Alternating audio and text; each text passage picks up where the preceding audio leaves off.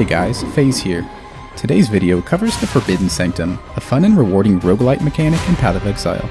Some of the topics covered include general strategy, boss guides, profitable relic setups, shortcuts, and some tips and tricks. First, let's quickly cover the basics of Sanctum.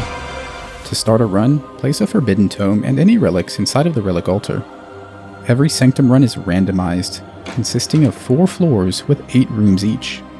Resolve functions as health. If Resolve reaches 0, the run ends instantly. Inspiration is a buffer on top of Resolve, similar to Energy Shield. Aureus are coins dropped by enemies and chests. Getting hit by enemies or traps causes Resolve loss, which can be mitigated by your character's defensive stats. The higher your armor, evasion, and energy shield, the more you'll mitigate Resolve loss. However, these don't scale particularly well. Let's take a quick look at the various types of room rewards. Item rewards have 3 options. Receive a reward right now, at the end of the floor, or at the very end of Sanctum.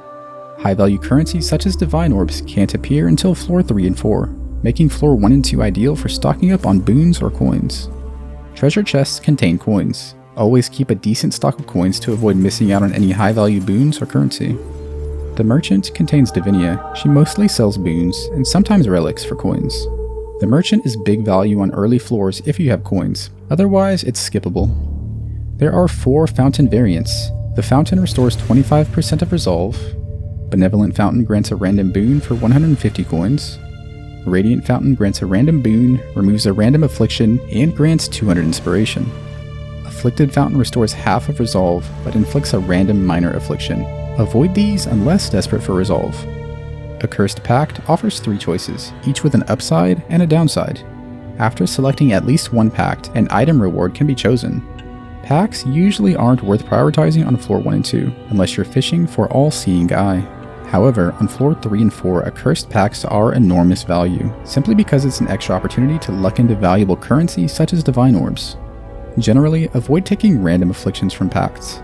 Inspiration-focused Relic Strategies are great for pacts. Repeatedly sacrifice Resolve to gain boons.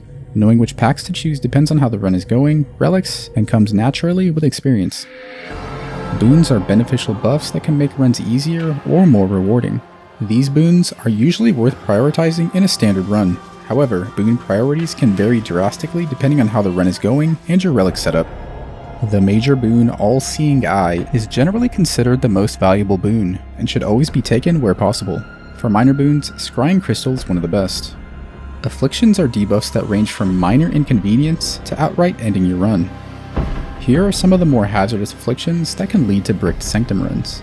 Anything that limits map or reward visibility should be avoided at all costs. Don't take random major afflictions, as many of them are incredibly punishing.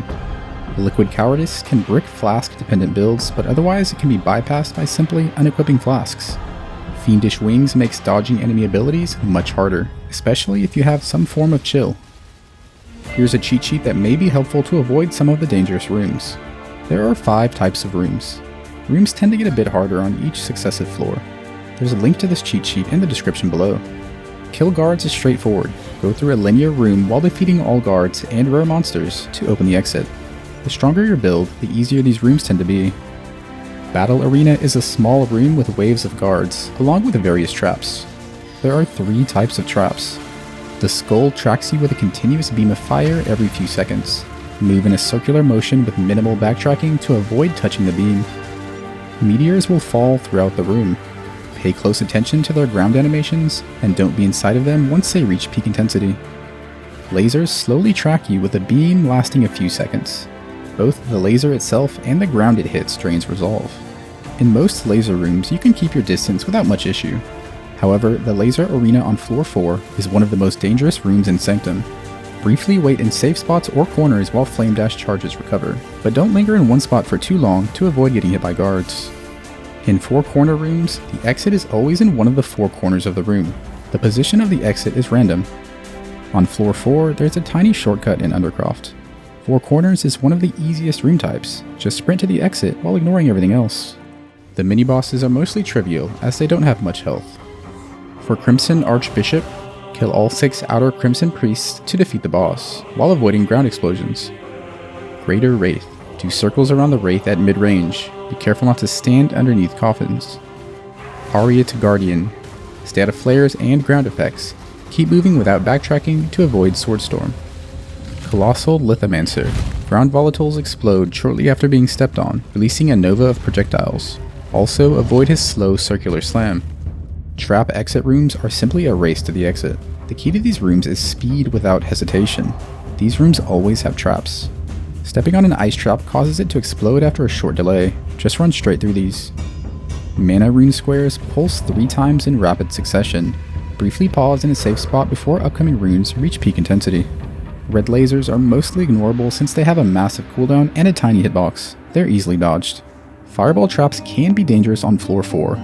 Usually the best strategy is to go as fast as possible, while also flame dashing over fireballs when possible. While going fast, many fireball traps are skipped entirely. Speed is critical. Luckily, all trap exit rooms always have shortcuts. Here they are. Floor 1 Holy Trials. Floor 2 Gauntlet has a big shortcut and a small shortcut. Floor 3 Crucible. Floor 4 Entombment has 2 different rune variations. In the Fireball variant, this is the first shortcut. These are the most important shortcuts in Sanctum, as this room is quite dangerous. And here's the second. In the Mana Rune variant, here's the first shortcut. The second shortcut is minor, but still worth mentioning. Let's take a look at the bosses of Sanctum. The first boss is Varakath. In melee range, he attacks with his sword in a wide arc. At range, he'll leap slam to your location.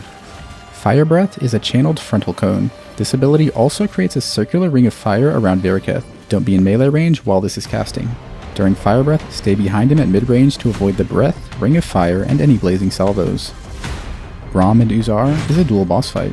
When one dies, the other heals to full and enrages. I'd recommend killing the mace-wielding boss first, Braom. In Phase 2, Uzar's Blood Orb will chase you for a couple seconds, then slam the ground leaving a lingering puddle of blood. Move rapidly to avoid this. Sunder Slam is a ground stomp that sends out a frontal cone wave in your direction, along with random projectiles. Be sure to dodge this. Xenathar is one of the more dangerous bosses.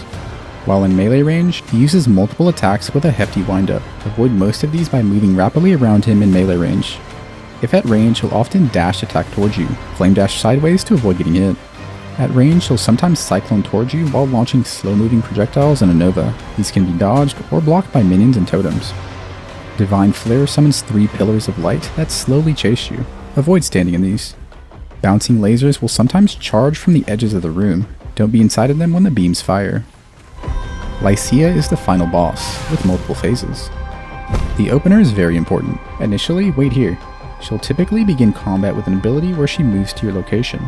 Quickly flame dash to the right to avoid getting hit. Next, deal as much damage as possible to quickly end the phase. The phrase, "You cannot escape Baydat's gaze," signals the incredibly dangerous charged red beam.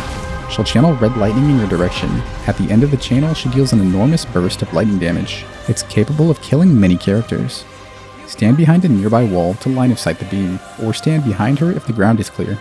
Don't move too far away from Lycia during this ability, as she can and will teleport directly on top of you mid-channel. This can be deadly. She does a delayed slam. Quickly hop out of the red circle to dodge it. Red mist on the ground will slowly progress throughout the room. Avoid her melee swings and kill any adds. At around 40% health, Lycia will become undamageable and teleport to the next area. Quickly run through the rest of the section while ignoring traps if resolve permits. Jump over the railing here to mostly bypass fireballs. This part is fairly easy, just be sure to stay behind her during the entire duration of Charge Red Beam. Bring her down to enter Phase 2. In Lycia Phase 2, Resolve can be completely ignored as she no longer deals any resolve damage.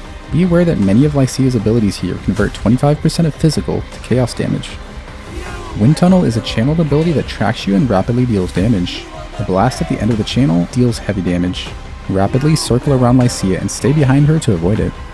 Dash Slam can occur while at range. She'll rise into the air and then slam at your location. Keep moving to avoid this. Delayed Slam is unchanged from Phase 1. Quickly hop out of the red circle before the slam occurs. Vortexes are the spinning staves on the ground. They reverse direction right before dealing a chunk of damage. These can sometimes be dangerous but are very easy to dodge. At half health, Lycia goes to the middle of the arena and becomes undamageable, then sends out many waves of lightning. Walk through the open sections of each wave to avoid getting hit. Flame dashing over waves can also come in handy. If your damage is high enough, this intermission phase can be skipped entirely. After defeating Lycia, there's a small shortcut here to the final reward chest. Here's general strategy for a standard run. The number one rule of Sanctum is to always path so that you see as many rooms as possible. Doing this maximizes rewards and minimizes the chance of being forced into taking run-ending afflictions. Be careful with paths that later merge into a single room, as it may sometimes be a bad affliction. Early in the first floor, collect coins, major treasure rooms especially. More often than not, ignore the small coin chests in each room, they're usually not worth the time. After you've built up a decent stock of coins, visit convenient merchants on floor 1 and 2 while crossing your fingers for good boons. On floor 3 and 4, try to see as many item rewards as possible, and visit Accursed Pacts to maximize the odds of seeing divines. Room types don't matter much once you're comfortable in Sanctum. For anyone looking for easy Sanctum clears, these Relic mods make it significantly harder to fail. 2 or 3 of these mods is recommended when learning Sanctum, or if your build is on the weak side. Most Sanctum guard abilities have long windups and visual cues. Watch guard animations closely and avoid their ground effects. The best defense in Sanctum is not getting hit. As a general rule, continuously circle around guards and bosses to minimize resolve loss. These are the unique relics available in Sanctum. All of these drop from Lycia. The valuable Hour of Divinity and Gilded Chalice will duplicate a number of rewards after defeating Lycia. Be very careful not to select any unnecessary End of Sanctum rewards, as you'll probably waste duplications. The first crest and the second sacrament are usually not worth running. Wand-based crit got buffed, so Chains of Castigation is now rarer and more valuable. The Blood of Innocence is decent value, though high variance, as Balance of Terror has 18 different curse mods. The Power and the Promise is valuable in hardcore, less so in softcore. If you luck into an original scripture, you hit the jackpot. Some Relic mods open up new interesting Sanctum strategies. Here are some of the more valuable mods. The highest tier of these mods are quite rare as they have low weighting and can only drop from level 83 enemies. Each of these modifiers has an accompanying Sanctum strategy, boosting rewards even further. First up, the Relic Quantity strategy. This mod simply means more relics drop from enemies, including Lycia. For example, 100% increased quantity of relics means Lycia will always drop 2 unique relics. This strategy significantly increases the odds of finding valuable relics such as +2 room reveals, +2 merchant options, and original scripture. It's the cheapest of the 3 strategies, making it a common initial relic strategy on League Start. As a bonus, it can snowball into more lucrative relic strategies later. Next up, the Room Reveal strategy. This mod reveals a number of rooms, and their rewards, for all floors of the Sanctum map. This strategy essentially mimics having all-seeing eye for every run. Here's what a full 16 room reveals looks like on the Sanctum map. This strategy is often paired with Hour of Divinity to guarantee duplication of divines. Last but not least, the Merchant Choice strategy. This mod forces the merchant to have additional boons for sale. This has 2 goals, a guaranteed duplication boon on floor 4, and about half the time forcing all-seeing eye. To do this strategy, focus heavily on coins early on, then a merchant when possible. Try to buy boons that give extra coins, reduced merchant cost, or increased relic effect. Next, the goal is to buy out every non-refreshing minor boon so that Divinia offers major boons and a duplication boon. This strategy is often paired with Gilded Chalice, which makes it possible to duplicate a reward 3 times. Once with Gilded Chalice, twice with Mirror of Fortune, and 3 times with Sacred Mirror. In theory, it's possible to get 16 divines or 8 mirrors from a single run. Clip it! Clip it right now! In practice, this happening is incredibly rare. Be aware that the duplication boons are applied immediately to your current rewards, so you must select the divine reward before buying the duplication boons. This strategy benefits enormously from reduced merchant cost relics, which can be very expensive when paired with merchant options. It's one of the more enjoyable strategies in Sanctum, though it can be feast or famine. Every strong Sanctum build always has one thing in common: high damage per second. This ensures enemies die quickly, which results in fewer abilities to dodge and less time spent in each room. Here are some other traits of strong Sanctum builds. Auto-targeting means you don't have to mouse over enemies, which makes runs much more comfortable with less mouse movement. Lingering damage provides uptime while maintaining the mobility to easily dodge enemies. Chill provides more time to react to enemy abilities. Freeze prevents guards from moving whatsoever, which is incredibly powerful. Movement speed is great quality of life as there's a lot of running around throughout Sanctum. Melee and most damage over time skills tend to struggle unless damage is through the roof. Archetypes such as mines, totems, ballistas, minions, and brands have all seen great historical success as Sanctum runners in the past. Animate Guardian, or AG, is incredibly strong in Sanctum. For any permanent Sanctum character, it's far too much power to ignore. Be careful though, upon death, all of AG's gear is lost, it's deleted. Luckily, there's very little that can kill AG inside of Sanctum, with the exception of Phase 1 Lycia. AG's lightning resistance must be capped, often done with rare gloves. AG can be linked to Guardian's Blessing if coupled with Gruthkul's Pelt, Meat Shield, and a high life regeneration rate roll. Keymaker is a nice power spike, but quite pricey, so don't equip one until you're confident in AG's survivability. Here's some various tips and tricks that you may find useful. Control clicking saves an enormous amount of time in Sanctum. Control click to select item rewards, pacts, or buy from Divinia. Control click to place items into the Relic altar. The Close All User Interface hotkey skips to the next Sanctum notification. Avoid waiting around to see which boon or affliction you just got. The League Interface hotkey opens the Sanctum map. Vendor Relics 5-1, though all relics must be item level 85 for a chance at the most valuable mods. In softcore, defensive auras aren't usually worth the reservation. In hardcore, armor is usually better than evasion in Sanctum. If unsure what enemies do, continuously circling them at close or medium range will usually work out in your favor. If you have one resolve, sacrificing any percentage of resolve doesn't end your run. Take advantage of this at Accursed Pacts.